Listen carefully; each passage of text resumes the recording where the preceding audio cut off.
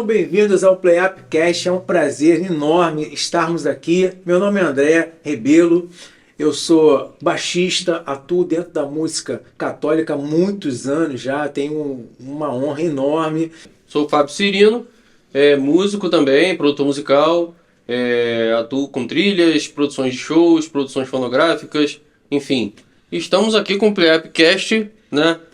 Que é esse podcast para você músico, e também nesse espaço, né, que é o Play Up Studio que a gente montou, né, mais uma sociedade nossa aí. Mais uma loucura nossa. Isso aí, né? Aproveitando o merchan, fica aqui o convite, é um espaço dedicado para gravação, de um modo geral, tanto áudio quanto vídeo. Traga a sua bateria, seu naipe, metais, cordas, vocal, backing, enfim, dá para fazer um produto fonográfico inteiro aqui, juntamente com um podcast que é o que vocês estão vendo agora, né? Que é o que a gente vai, né, ter. Nós vamos tentar bater esse papo hoje aqui, falando um pouquinho sobre vários pontos. E tem uma coisa, né, Fábio, que eu escuto muito, é o seguinte: poxa, vocês dois estão juntos há muitos anos, né? Então a gente a gente se conhece já há mais de quase 20 anos, né? Exatamente. Mais até, né? Isso, mais de 20 anos. E 2002 ou 2003? 2002, 2003, né? Eu conheço o Fábio há muitos anos aí. Mas depois de muitos anos a gente falou assim, cara, vamos fazer uma banda nossa com músicas que a gente goste, né? Com coisas que a gente curta e que a gente acha que pode dar samba, né? Claro, lógico que não foi samba, as coisas que possam sair legal. E aí surgiu a Play Up, né, que foi uma banda, que foi um projeto que a gente queria tocar música dos anos 70, 80, músicas com arranjos mais finos, né, Fábio? É isso aí. Fala um pouquinho sobre a Play Up. A Play Up, na verdade, ela surgiu em meio à necessidade de termos um projeto com, eu vou dizer clima leve, mas entendam da melhor forma possível, tá? É um clima que, de repente, a gente gerencia, mas a necessidade mesmo da gente ter um modus operandi nosso, uma linha de trabalho que a gente confiava que daria certo, né? E da gente fazer aquilo que a gente gosta, né? Sim, claro, mencionando todos os hits aí dos anos 70, 80, 90, hits da atualidade, enfim, a gente acabou englobando tudo. E aí a gente falou assim, cara, essas músicas estão boas, elas dão um baile, né?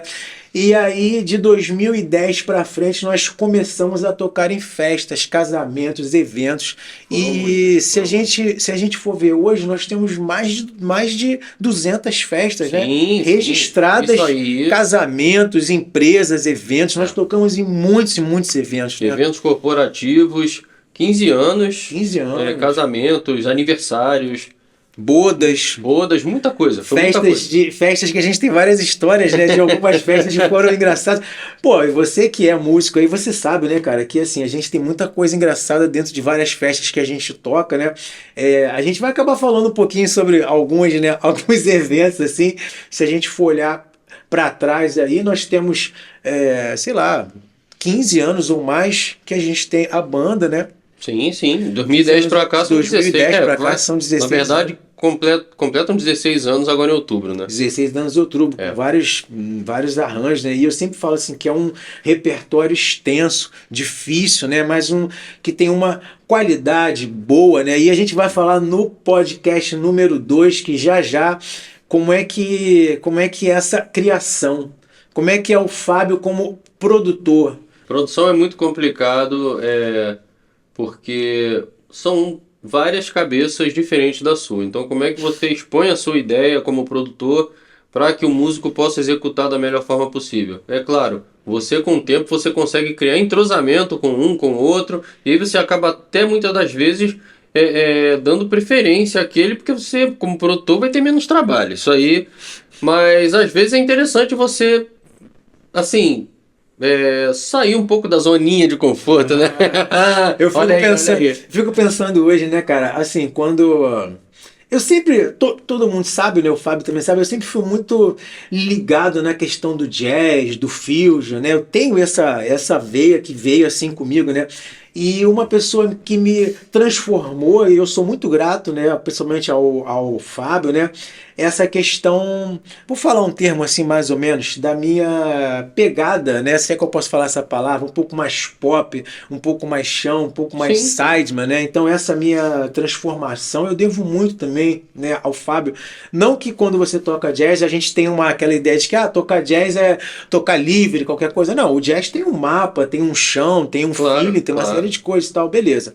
Mas eu hoje vejo, né, que você ter alguém que te produza e que te guie e que você às vezes não entende muito, né? Às vezes você fala assim, não, cara, ó, em vez de você fazer isso aqui, era... faz só isso aqui, ó.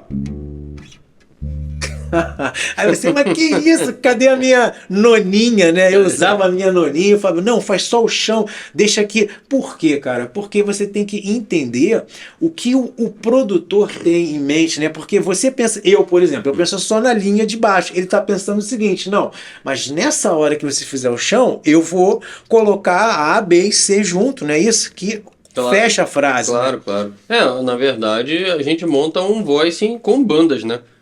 Tanto a parte, assim, parte rítmica é um outro conceito, mas dependendo do que você for executar, pode comprometer outro. É a mesma história do, vamos dizer assim, o pianista que toca com as duas mãos e a mão esquerda faz o baixo junto com o baixista aqui. Pô, mas aí vai chocar, né? O baixo daqui com o baixo eu tô dali. aqui fazendo...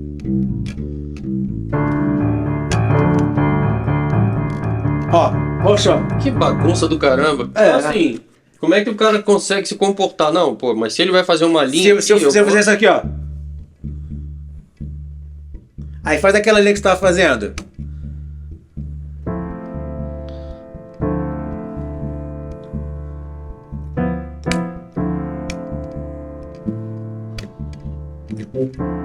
Fica mais simples, né? Mais clean, né? E assim, a gente tem também um universo de clientes que não são músicos, né? E daí, como é que você vai fazê-los entender aquilo, a mensagem que você quer transmitir?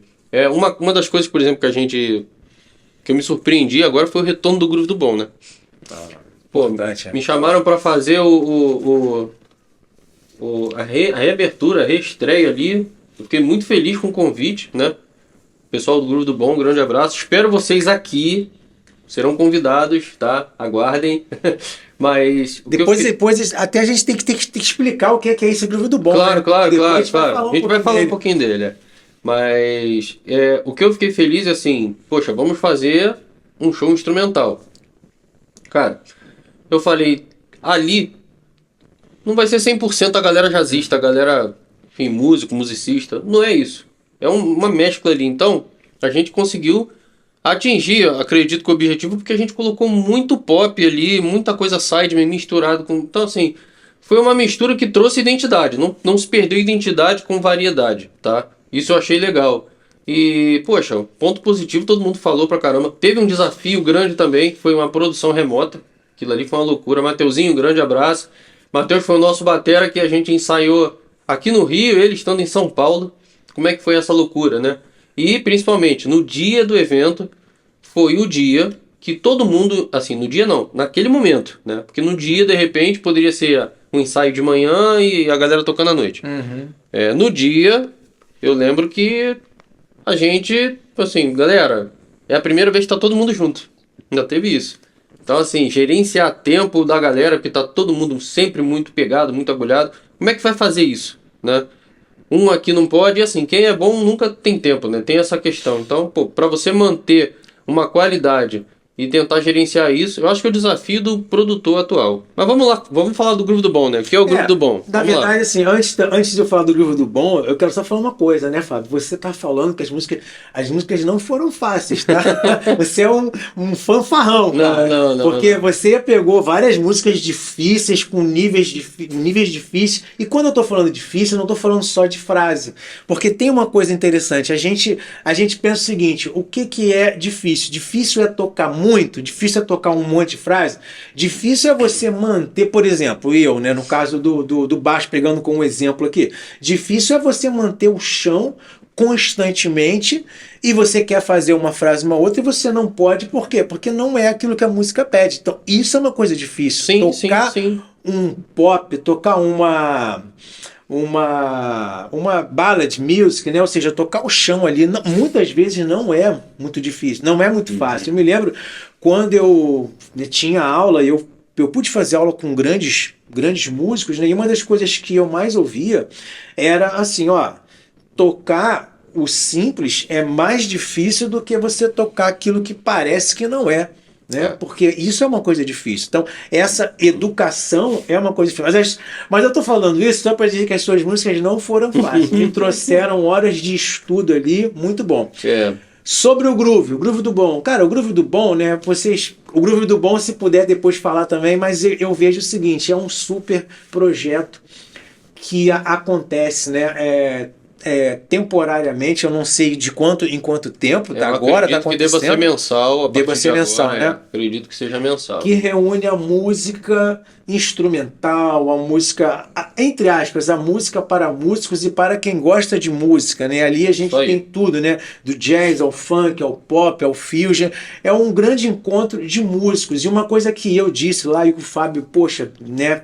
Pediu para que eu falasse. Eu fiquei muito feliz quando você pediu para que eu falasse aquilo, porque uma coisa engraçada é que a gente vê o mesmo grupo, né? E nós que estamos há muitos anos ali, há muitos anos, então você vê grandes músicos, pessoas que a gente conhece e que a gente já se encontra em palcos, em gravações, há mais de 20 anos, há quase 30 anos, né? Sim. E eu falei assim, pô, Fábio, olha só, aquelas pessoas ali são pessoas que a gente conhece há 30 anos.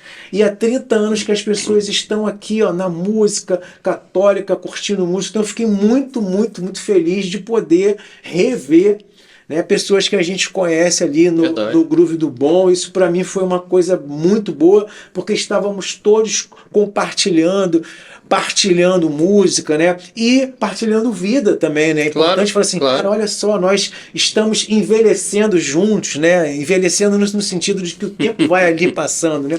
E eu também, obviamente, senti falta de muitas outras pessoas ali. Também eu espero que no próximo Groove do Bom outras pessoas possam ir. Mas um grande abraço aí pro povo do Groove do Bom. É uma honra. E uma coisa engraçada, Fábio, antes do Groove do Bom, eu não sei se foi 2002 ou 2003, assim, a gente tinha lá os chamados workshops. Os workshops na Igreja da Penha. A Penha sempre foi, né? E um grande, como é que eu vou dizer? Zona Leopoldina realmente é um reduto. Celeiro de músicos. Um celeiro. Esse termo é bom, a gente gosta. Um celeiro de músicos top. A gente falou assim, cara, a galera da Penha toca para várias bandas ali. Claro, né? No Viver Ragdeni. Grande abraço aí. Pô, pessoal aí, cara, eu sou muito fã deles. Aliás, né? Eu vou contar uma história depois quando eu toquei pela primeira vez com eles, né? Como é que é? Não. Só com outro tom, Assim, não lembro, né? Mas eu lembro que quando eu fiz um show com eles, né? Essas músicas estavam no auge e tal. Mas enfim, o que eu tava falando, né? Vou perdendo a linha, né? O workshop da Penha, me lembro bem quando eu fui chamado e eu levei um quarteto de jazz ali e tal. E eu fiz isso durante 3, 4 anos ali, direto, e ficava lotado, né? Muitos músicos ali, e eu me lembro, né, que teve uma vez ali que estavam todos os grandes músicos da Penha. Eu falei assim, caramba, olha o nome que eu vou falar. Gente, o Mariel tá aqui olhando. O Mariel, que é um músico dali, Mariel tá aqui. E claro que eu não quero ser injusto com outros músicos que estavam ali, mas eu falei assim, olha, as minhas grandes referências católicas estavam ali. Eu me lembro de um workshop que a gente deu na São Brás. Lá na São Brás. Lá na São Brás é outra igreja que eu a minha paróquia é de origem, né? Então... Pô, me lembro, cara, a gente tava lá fazendo lá um som lá e tal, e quem é que de repente fica sentado ali me olhando? André Coelho.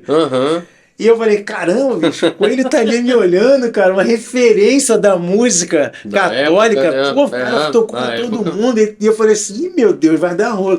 E aí depois, durante muitos anos, né, as pessoas me confundiram com ele, André Rebelo. Por causa do nome.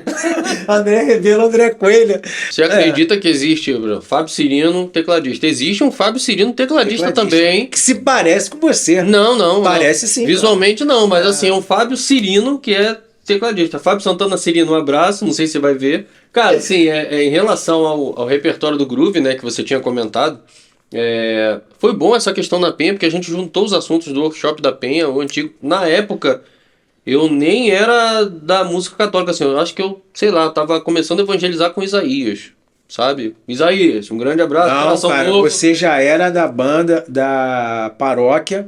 Eu me lembro que quando eu fui lá tocar com o Renova Rio, grande Renova, agora Renova Rio, Messias, Roberto, a galera, todo mundo, o pessoal, da onde eu vim também. E de onde eu te conheci, na verdade. Da onde você conheceu.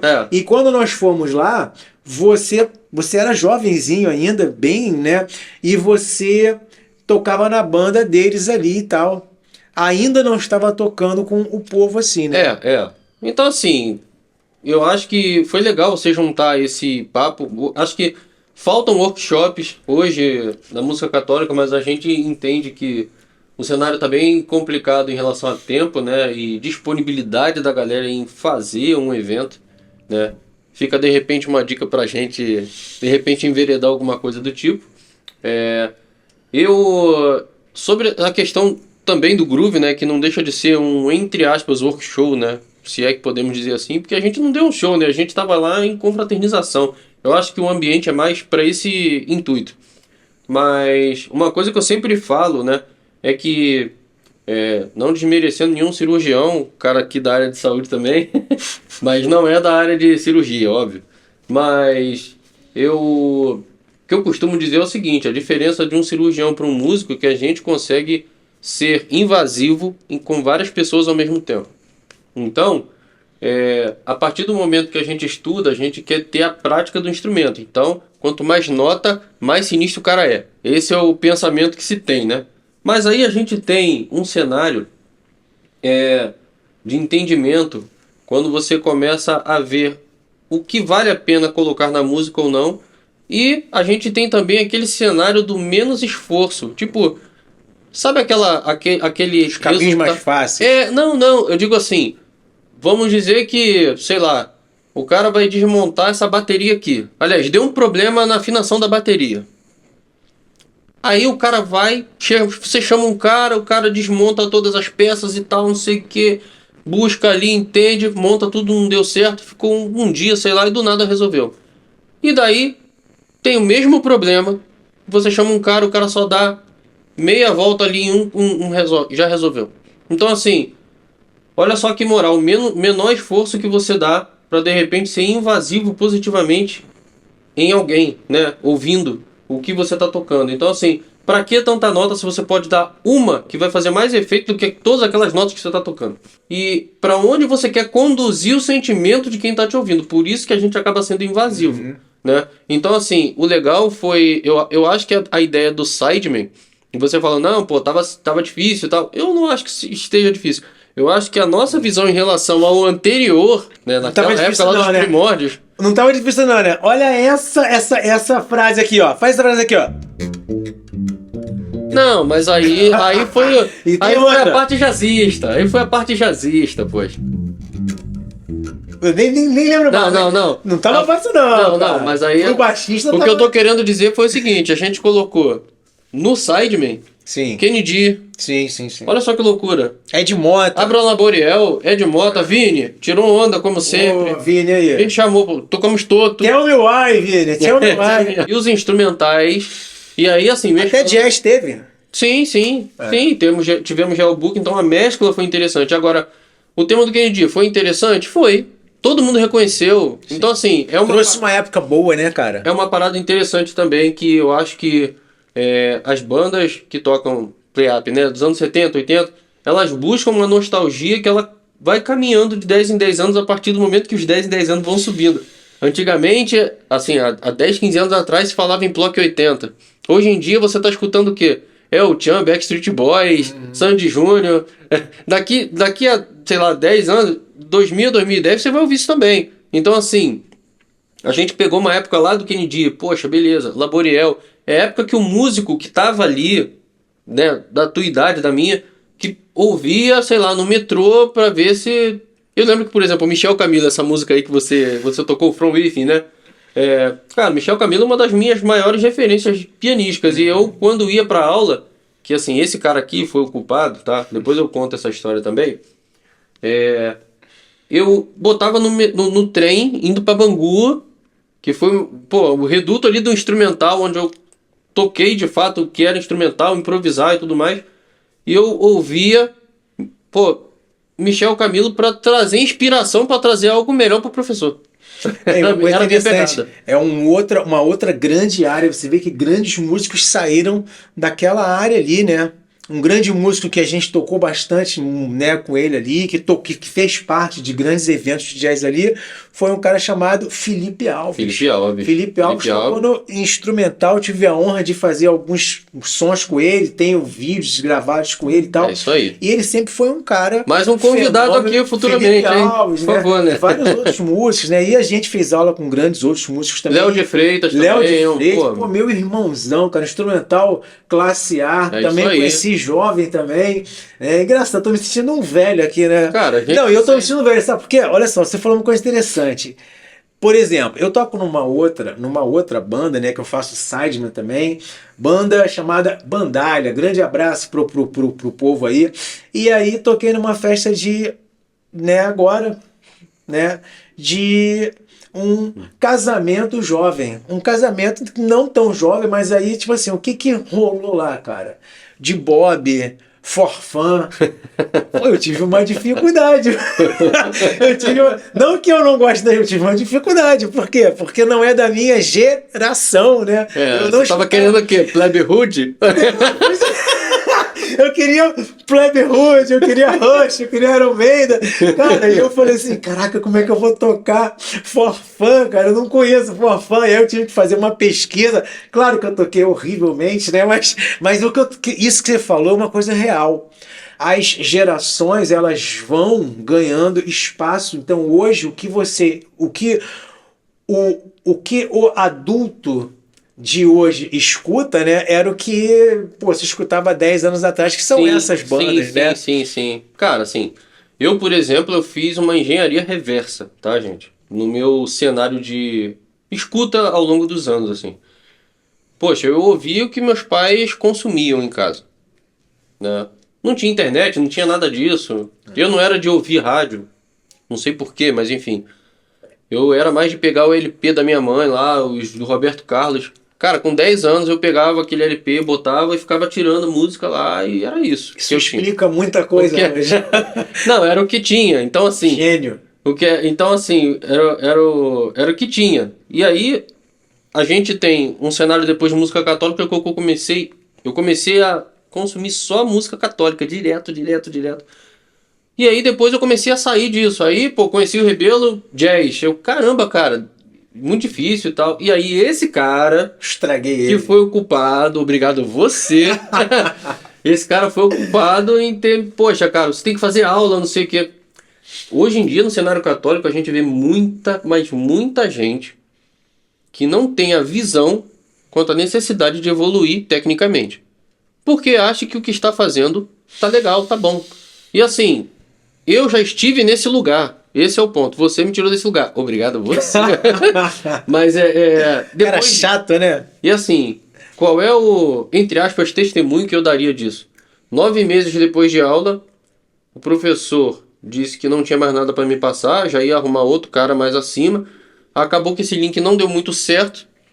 Eu já enveredei por uma banda, né? Eu tocava nas bandas regionais aqui, Rio, né? Isaías... O grupo Corações Unidos, o projeto Corações Unidos, né? Uhum. Fui andando. Eu lembro disso.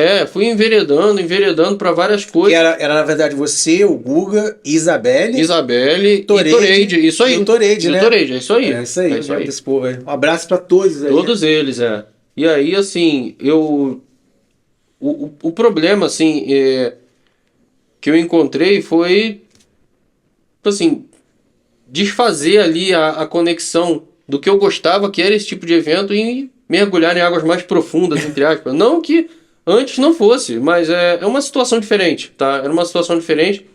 onde a pressão era maior, né? E aí eu fui conhecer esse caminho com artistas de nível nacional. Comecei com Ítalo Vilar, grande abraço, meu amigo. Mestre Ítalo. E depois de um tempo, eu já não fiquei muito tempo lá, eu fiquei acho que 6 meses também, já enveredei para Adriana Arides. E aí a gente teve a questão do Luizinho, que ele teve que sair da banda, né? E Luizinho, grande abraço também. Uma das minhas referências da época também. Tá? Eu enveredei, né, com a Adriana, poxa, e aí, pra você ver, foram 9 meses de aula, no meu caso. Essas aulas que eu ia lá pra Bangu, ouvindo Michel Camilo para tentar, tipo assim, me trazer inspiração de improviso para fazer na aula. Pera aí, mas teve o ano de 2007, né, que foi um ano, né, onde eu fiz o show André Rebelo, a live at Lona de Bangu. André Rebelo convida, né?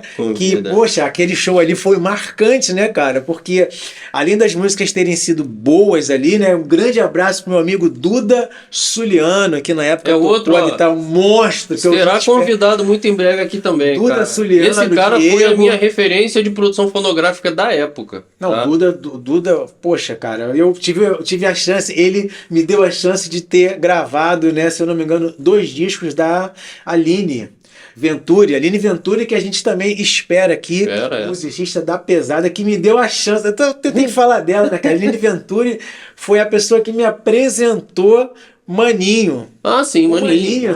Tava tocando numa missa e eu, Oliveira, o André Oliveira, outro grande músico também. Sim. E aí, de repente, quem aparece lá? Maninho, no auge das músicas que a gente falou assim, cara, que groove é esse? E aí tocamos numa missa junto, no dia seguinte eu tava tocando com ele. E aí depois toquei em mais 2 outros shows dele e tal, e assim, foi uma coisa muito boa pra mim na época, assim, né? É claro que eu me empolguei, larguei a mão, mas ele disse, vai meu filho, pode ir. Ele me deixou à vontade e a culpa foi dele, né? Falei assim, pode ir. Enfim, mas esse ano foi um ano interessante, né, Fábio? Por que eu tô falando isso? Porque você começou fazendo aula lá em Bangu e depois você bebeu águas mais profundas, né, meu amigo? Você bebeu águas mais profundas. Bebeu águas mais profundas. Mergulhou em águas mais profundas. Você bebeu, consumiu, mergulhou, se banhou, porque você, se eu não me engano, fez aula com Rafael Vernet, não foi? Sim. E depois nós fizemos aula com o Eduardo Farias, que aí outro que mora aqui pertinho, a gente vai ter que chamar, cara. Então, eu fiz aula com ele, né, na época, e puxei todo mundo pra lá. Sim. Você fez aula com ele, eu fiz aula com ele, o André Oliveira fez aula com ele, o Vitor fez aula com ele. Cara, todo mundo passou porque a gente, né, falou assim, cara, tem um cara muito bom, muito bacana, muito legal. E por que eu tô falando isso? Porque são conteúdos que fogem do que era a proposta da música católica ali, né? Na época. E a gente foi, não, cara, peraí, temos que estudar música, porque música é música, não tem como você dar um rótulo pra música, né? Cara, a música é uma linguagem universal. E você falou uma coisa que eu também queria ter falado, e eu vou falar agora, né? A música, ela tem os mesmos estímulos no cérebro que qualquer outro medicamento ou qualquer outro estímulo álgico, estímulo de dor traria. Vou dar um exemplo. Você está lá tocando. Se você tocar uma nota errada, você tem os mesmos mecanismos de estímulos no cérebro de dor. Então, uma nota errada dói, uma nota fora do contexto dói. E outros estímulos também, alegria, excitação, euforia, né? Tanto é que assim, eu não vou falar o nome, mas eu já fiz shows grandes, né? Em que a pessoa estava lá cantando e ela falou assim, tom maior, música alegre. Aí daqui a pouco ela falou assim, não, mas a pessoa sofreu, ela virou tom menor. Ou seja, tem essa sensibilidade, né? Que piada interna, semi-interna, né, cara? Nossa! É a base da percepção de soundtrack ali, tipo, cara, o que é menor é triste, o que é maior é alegre, mas nem sempre, mas... Teve uma história, eu não vou falar nomes, né, mas o Fábio fazendo... Não trabalho com nomes. Há muitos anos atrás, muitos anos, um pregador, vamos falar assim, estava lá falando a pregação, e a gente era garoto, né? Hoje em dia a gente não faz mais isso, pelo amor de Deus, foi um fato isolado de até sei que é. Criancice nossa. Mas foi uma coisa muito rápida. Só quem percebeu. Pô, quinta série do Vila Lobos, né? O Fábio tá fazendo em dó maior. Faz o que você fez lá. Ele tá assim, Deus, aleluia, não sei o que, blá blá. E ele começou com isso, ó. Dó e Fá. Não, você começou com Dó e Fá maior. Dó e Fá maior.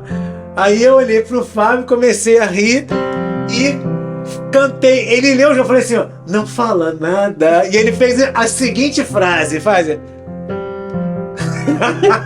no meio, né? Cara, é muita quinta série isso. No meio da pregação, cara. Pelo amor de Deus, pelo amor de Deus. Mas, enfim, né? Espero outras histórias. O cara faz assim, eu só, pô, eu contei, cara. Não, meu Deus. Não, mas cara, aí caminha, né? Mas aí é claro, né? Eu tô falando isso porque o tipo de nota que você dá, né? O tom do que você está fazendo, né, pode levar uma pregação para um lado para cima, um lado para baixo, claro, né? Claro, isso claro. É importante, a gente não entende hoje, e hoje quando eu vou ver alguma coisa, né, eu vejo que os próprios pregadores, eles não abrem mão de ter uma música de fundo, tudo isso para falar que a música conduz você para onde a música quer. Quer te conduzir para um cenário alegre, triste, etc, etc. Né? Sabe aquela história do quadro? Que você vê um quadro numa galeria de arte e aí, só em olhar o quadro, você já subentende todo o contexto ali? Você tentar fazer isso com música acaba sendo complicado, né? E é mais ou menos o que você está falando. Eu, por exemplo, fiz o meu álbum Panorama, né? Aquela música Panorama. Foi uma música... Como é que eu vou dizer? Não é polêmica, mas é como se fosse um alerta. Protesto, talvez? Protesto, Não, é um protesto. Pode ser, mas um protesto santo, né? Um protesto mas abençoado. Por exemplo, eu fiz uma melodia nostálgica para lembrar os bons tempos da música cristã, né? Isso é muito bonito, cara.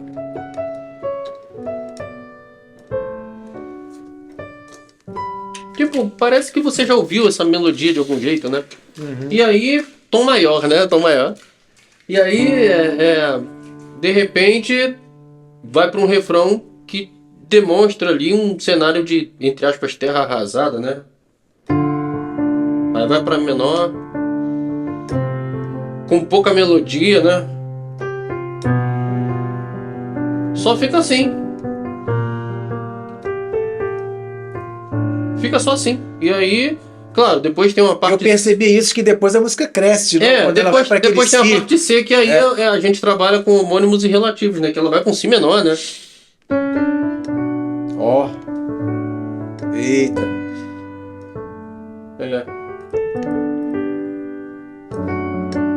E aí, vamos em empréstimos modais, né?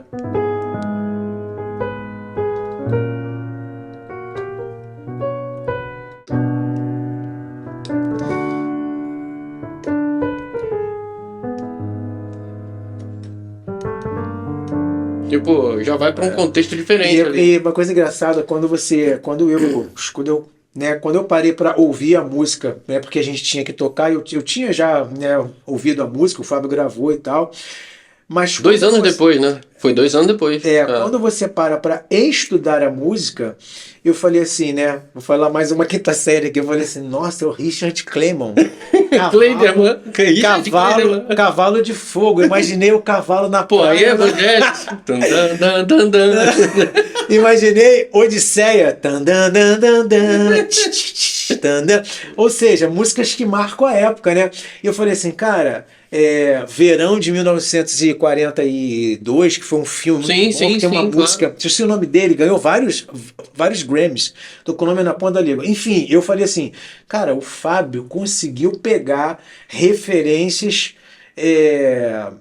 minhas que talvez ele não tenha, não saiba, e ele não sabe porque a música é dele, ele fez a música dele, obviamente. Tá falando disso agora. Mas emocionei me trouxe referências de grandes clássicos, né? Então eu lembrei do Cavalo na Praia, lembrei do cara correndo. Tan, dan, dan, dan, dan, tch, tch, tch, tan, dan. Lembrei do tararara, tararara, tararara, músicas que foram de grandes pianistas e que eu falei, cara, é isso, né? Ou seja, eu consegui ficar alegre com a música dele, consegui ficar triste, consegui ficar sentimentalista e depois né? Enfim, linda música, escutem essa música, mas escutem, não escutem, né? Ouvam. Ouvam, assim, presta atenção, coloca um fone, fecha o olho. Interioriza. Eu coloquei, e eu acho que assim... Você vai fazer uma viagem maravilhosa. Essa música totalmente apartada, assim, do que a galera tá acostumada, e ao mesmo tempo tão rotineira dentro de um cotidiano metropolitano. Porque se você parar para pensar... falei bonito. Nossa! Porque... poeta! Porque se a gente parar para analisar, é uma música boa de se ouvir num trânsito. Lindo, nossa. Porque é uma batida urbana, né? Uma batida urbana, um loop que varia pouco. Cara, assim, o baixo é aquele baixo pedal, synth também. Fica só o piano ali, um piano meio Olafur Arnolds, né? Que é aquela coisa meio lo-fi ali, um pouco só, não exagerei tanto, para não causar estranheza também, para quem não conhece. E o legal é que tem um pad, uma corda ali, né? Que ela fica assim no refrão, né? Só fica assim. Acho que, enfim, para analisar, né? Abrir o multipista ou ouvir, a galera já vai se ligar. Mas esses lances que você falou de referência, cara, vou puxar um papo aqui, entre aspas, um pouco triste, mas, assim, vamos levar com leveza isso, tá? É só porque ele falou de Richard Clayderman e tá falando também disso, eu acabei lembrando de uma situação. Caiu no meu colo a música Conquista lá do Isaías, 2 meses depois do falecimento dos meus pais. Sim, perdi meus pais na Covid, eu fiquei internado, minha irmã entubou. Esse cara aqui me ajudou pra caramba na época, por isso que não só amizade, existe um contexto de irmão aqui que, assim, é isso, né? Não tem muito o que explicar, é só... Até dinheiro eu pego com ele. Até parece. Mas, enfim, quando eu percebi que... E detalhe, né? Eu escolhi as músicas e eu escolhi a música Conquista do Isaías solto, assim, a parada... Porque eram 4 produtores contando comigo, e aí eu distribuí as músicas ali, e falei, essa vai pra eles, a Conquista eu gosto, vai pra mim, não sei o quê. Quando eu vi, aquela referência nostálgica lá dos meus pais, meu pai adorava essa música, botava lá... E aí, assim, eu comecei a produzir de uma forma diferente depois dessa experiência. Eu fiz um arranjo de contexto híbrido, não sei se comentei isso contigo aí. Não. Que eu peguei... Ao mesmo tempo que a música precisava, se vocês puderem ouvir Conquista antes, quando vem aquela virada de bateria, já me enche os olhos assim de lágrima, porque eu lembro daquela época. Mas aí eu criei a minha não começo, sinto mais emoção depois, né? Então são situações diferentes. Aquele solo lá que eu deixei lá pro meio, enfim. Não comecei pelo solo padrão da música. E uma experiência interessante foi a seguinte...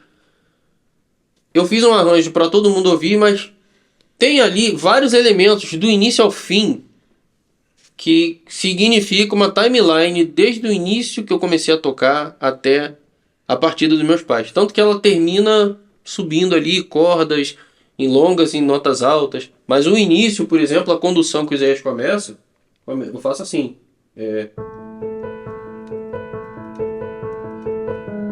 Né? Isso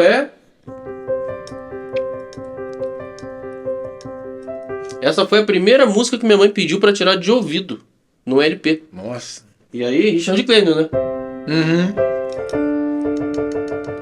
Então, assim, tem vários... Os arranjos de cordas, Roberto Carlos, que eu também tirava. Então, assim, eu fiz uma timeline literalmente ali, assim, passou batido. Então, ela tem um significado especial pra mim.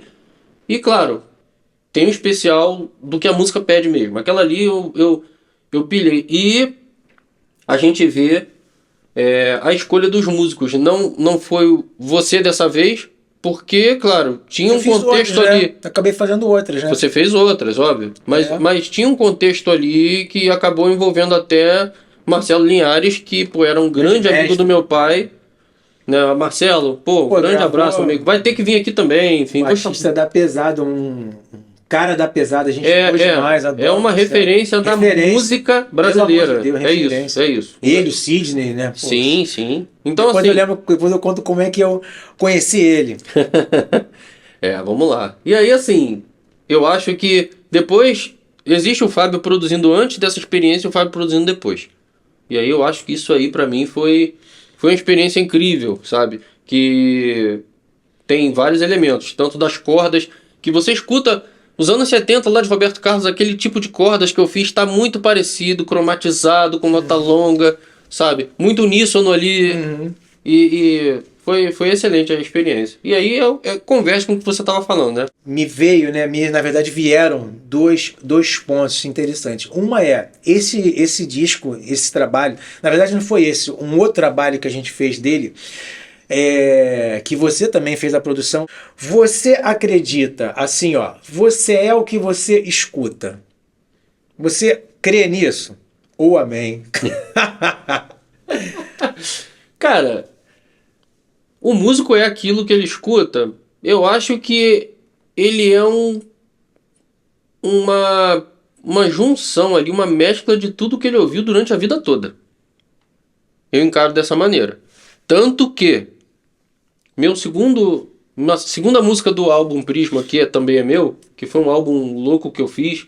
Eu digo louco porque, assim, não existe um álbum de um produtor musical que chamou várias pessoas para cantarem uma faixa que você também tocou, né? Eu chamei Isaías para voltar à nostalgia de cantar um samba, Salmo 90, que composição minha, inteiramente minha. Aquele samba é meu, assim, a composição não dividi com ninguém. Cara, mas eu sou instrumental jazzista. Como é que eu consegui compor um samba? Porque há muito tempo eu já ouvi samba. Já fui de banda de pagode na adolescência. Então, assim, eu peguei algumas melodias que eu sentia falta de composições de samba no meio católico que possuem certas instâncias, né? Composição de samba tem certas instâncias, tem certas coisas que dão uma característica que na música católica não tinha. Falei, vou criar. E o Salmo 90, a escolha do título é porque era a página da Bíblia que a minha mãe deixava na estante pra defender, né, a gente quando sai de casa, pra voltar, que meu filho, é adolescente, vai sair de casa, não, bota só 90. Então, minha mãe, era beata total, assim. E aí eu falei, cara, combinou isso com Madureira, que era onde eu morava, samba, então eu falei, cara, eu vou fazer uma parada dessa, entendeu? Então, assim, o músico é aquilo que ele ouviu durante toda a timeline da vida dele. Eu acredito nisso. Eu também penso nisso. E, assim, uma das músicas... existem várias músicas que eu gosto desse trabalho que a gente fez, mas que talvez você me ajude Alto Preço? Alto Preço. Alto Preço, Alto Preço. Alto Preço... Então essa é a pergunta número 1. A minha pergunta número 2... Virou entrevistado aqui. Não, mas virou bagunça. Mas é uma pergunta que eu faço tanto para ele quanto para mim. Uma pergunta nossa, né? Para você e todo mundo responder junto. Vamos lá. Com quem com quem nós não tocamos na música católica? Por quê? Porque são muitos anos, né, cara? Eu fico pensando hoje assim, com quem que eu não toquei? Eu tenho 2 nomes aqui que eu não toquei. E assim, graças a Deus eu tive a chance Parece até de que a gente tocar... Não, a gente é velho. A gente é velho. Velho, né? A gente é velho. Tipo assim, música católica. Eu digo que old school. Old school. Eu digo que a minha ascensão, digamos assim, na música católica, e aí, enfim, fica o recado, não querendo te cortar, né? Mas foi por conta da ausência de tecladistas aptos. Não que eu fosse apto, mas eu acho que eu, tipo assim, cara, não tem ninguém, vai ele mesmo. Eu sempre encaro assim, né? Comigo também. Comigo é assim, ó, chama o fulano. Ele não Músicos pode. estudem. A evangelização precisa de vocês. Comigo foi assim, ó, chama o fulano, não pode. Chama o ciclano, não pode. É por aí. Chama esse mano. Chama esse cara aí. Chama o Rebelo. Então como eu não tocava com muita gente, né, cara? Só tocava instrumental, assim, ele tem tempo, chama ele. Chama e aí nessa eu tive a chance de poder entrar em várias bandas aí e tal. Eu tive a chance, né? E assim, conheci muita gente jovem, né? Por exemplo, vou dar um exemplo aqui. Olivia. A Olivia eu conheci, cara, quando ela era adolescente, numa igreja no Valqueire. Eu tinha 18 anos, comecei a fazer parte das missas, né, aos 11 anos. E foi por isso que eu tive que tocar música, porque na época a minha mãe falou assim, vou te dar esse presente, Natal, aí veio com uma caixa grande, eu devia ter 8 anos. Eu falei, é um autorama, as pessoas não sabem o que é isso. Um autorama que eu ganhei do Nelson Piquet. Nossa! Olha, nossa, que velho, agora eu me entreguei. E aí quando eu abri a caixa, um violão, eu falei, nossa, um violão? O que é isso, mãe? Um violão. E aí eu comecei a tocar. Que nem dar roupa pra criança, né? Tipo, eu comecei a tocar música pra tocar na missa. Então eu sempre fui uma pessoa ligada, assim, de música pra missa e tal, né? Mas, assim, isso é uma coisa que eu penso, Fábio. Né, a gente tocou com bastante gente, muitas pessoas deram. É claro que a gente acabou esquecendo vários nomes aqui, mas em todos os nossos episódios. Tá, mas com quem a gente não tocou? Cara, eu não sei, eu não sei, cara. Eu não toquei, sei lá. Assim, vamos lá. A gente tem que ser... Fábio, por exemplo, eu não fiz um show oficial com ele. Eu fiz um show oficial.